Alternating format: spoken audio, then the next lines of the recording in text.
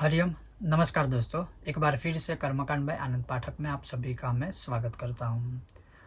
नवरात्रि के दरमियान हम सब, आप या मैं, और ख़ासकर जो लोग अनुष्ठान करते हैं नवरात्रि में कुमारियों का या कन्याओं का जो पूजन करते हैं, उनके लिए आज मैं यह वीडियो संशोधन करने के बाद लाया हूँ। अब यह एक विषय है कि किस उम्र की लड़कियों को या कन्याओं का शास्त्र के अनुसार पूजन नवरात्रि के नवदुर्गा के रूप में होता है या शास्त्रों में लिखा है और हमें करना चाहिए।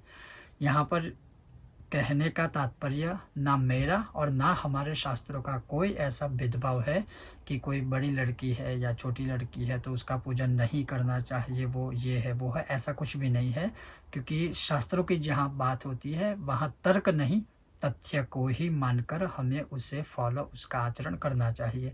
जैसे शास्त्रों में तो ऑलरेडी लिखा है कि जहाँ जहाँ पर भी महिलाओं का पूजन होता है या जो रिस्पेक्ट देने लायक जो भी महिलाएं हैं, जो देवियों के रूप में है, जो देवी के स्वरूप में है या जिनका हम सम्मान करते हैं या करना चाहिए, वो ऑलरेडी शास्त्र में लिखा है। लेकिन यहाँ पर जो कन्याओं या कुमारी का पूजन का बात है, उसमें शास्त्रों में जो बताया है वो ही मैं आज आपको यह सुनाऊंगा और बताऊंगा। और ये सब मैंने इसलिए कहा क्योंकि कुछ ऐसे तत्व होते हैं जो सिर्फ तर्क के ऊपर ही ज़िंदा रहते हैं और उनको तर्क के ऊपर ही ज़िंदा रहना है।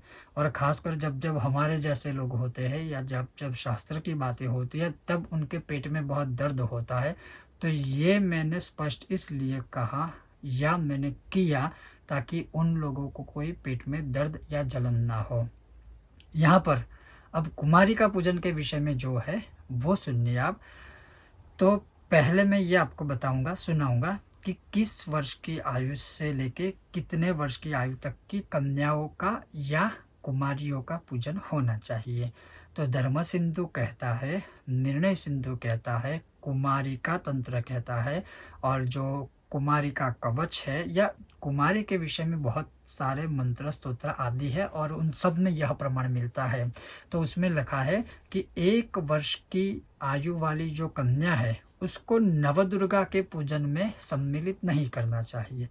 मैं फिर से स्पष्ट करूं, ऐसा नहीं है कि वो पूजने लायक नहीं है, लेकिन जब नवदुर्गा की पूजन की हम बात करते हैं तब उसमें वो वर्ज्य है, वो वैलिड नहीं है। ये शास्त्र का कहना है, भगवती का स्वयं कहना है। तो क्या है, तो 2 वर्ष की आयु से लेके 10 वर्ष तक की जो आयु वाली कन्याएं हैं, कुमारिकाएं हैं, उनका ही पूजन नवरात्रि के दरमियान करना चाहिए। अब कब करना चाहिए, तो आप या तो प्रतिदिन एक एक कन्या को बुलाएं दिन के अनुसार, या फिर आप चाहो तो अष्टमी या नवमी के दिन 9 कन्या को आप चाहो तो एक ही साथ बुलाकर उनका पूजन कर सकते हो। अब जो नवदुर्गा है, जिसे हम देवी के स्वरूप में मान के पूजा जिनकी हम पूजा करते हैं, वो उनके अलग अलग नाम दर्शित जो शास्त्र में किए हैं वो सुनिए। सर्वप्रथम है 2 वर्ष की आयु वाली जो कन्या है उनका नाम कुमारी कहा है। यानी अगर मान लीजिए पहले दिन आप 2 वर्ष की आयु वाली कन्या का पूजन करते हो तो वह कुमारी स्वरूप है, तो कुमारी का ये नमः बोलकर उनका पूजन आदि करना चाहिए। पूजन आदि जो है वो मैं वीडियो के अंत में आपको बताऊंगा कि कैसे किया जाता है। 3 वर्ष की कन्या जो है उनका नाम त्रिमूर्ति है। 4 वर्ष की कन्या का नाम कल्याणी है। 5 वर्ष की आयु वाली कन्या का नाम रोहिणी है। 6 वर्ष की जो कन्या है, 6 वर्ष की आयु वाली जो कन्या है उनका नाम काली है। 7 वर्ष की कन्या का नाम चंडिका है। 8 वर्ष की कन्या का नाम शांभवी है।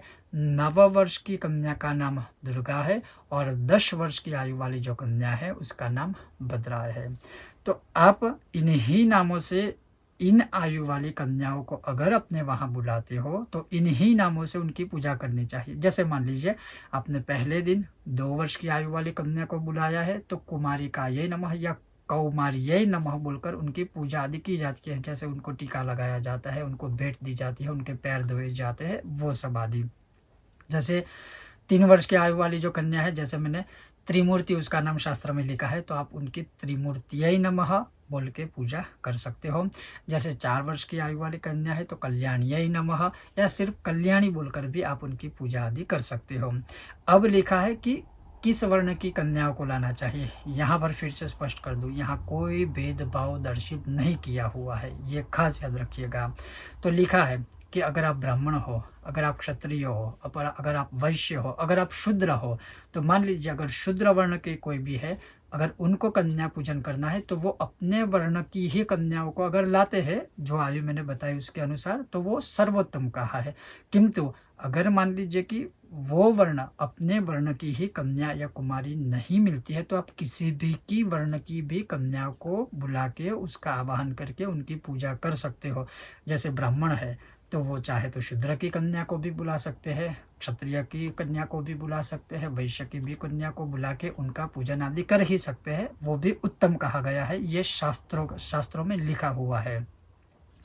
जैसे नित्य आप चाहो तो नित्य एक एक कन्या का पूजन करो, जैसे मैंने आयु के अनुसार बताया है, उनका नाम बताया है, उस नाम के अनुसार।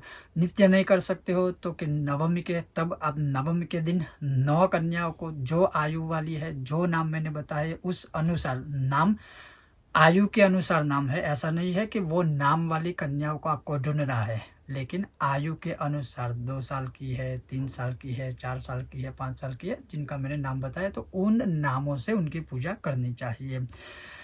अब पूजा कैसे करनी है, तो सर्वप्रथम जब भी वह कन्या देवी के स्वरूप में आप उन्हें बुलाते हो, आपके वहाँ बुलाते हो, तो सर्वप्रथम उनको बिठाकर पहले जो मैं आपको यह मंत्र सुना रहा हूँ उस मंत्र से उस कन्या को दोनों हाथों से नमस्कार करके प्रार्थना करनी है कि मंत्राक्षरमयीं लक्ष्मीं मातृकं रूपधारिणीं नवदुर्गात्मिकां साक्षात् कन्यामावाहयाम्यहं जगत्पूज्ये जगद्वन्द्ये सर्वशक्ति स्वरूपिणी पूजां गृहाण कौमारी जगन्मातर नमोस्तुते।